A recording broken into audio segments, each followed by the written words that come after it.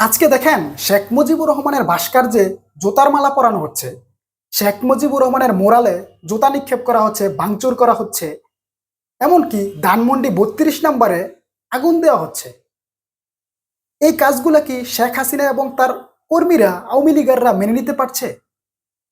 শেখ মুজিবুর রহমান একজন অবিসংবাদিত নেতা, এটা অস্বীকার করার কোনো সুযোগ নেই।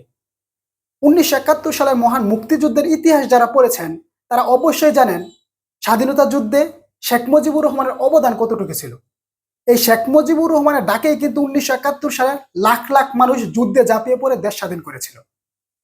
গতকাল বিএনপির মহাসচিব মির্জা ফখরুল ইসলাম আলমগীর এক সমাবেশে বলেন, বিজয় সরণিতে শেখ মুজিবুর রহমানের যে ভাস্কর্য ছিল, ওই ভাস্কর্যে জোতার মালা পরিয়ে গলায় দড়ি বেঁধে টেনে হিঁচড়ে নামানোর দৃশ্য দেখে আমারও খারাপ লেগেছিল।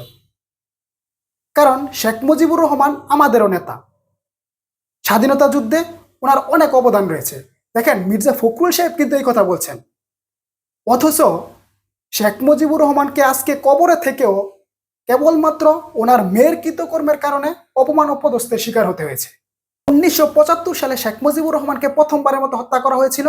2024 সালে এসে শেখ হাসিনা নিজে তার বাবাকে দ্বিতীয়বারের মতো হত্যা করেছে।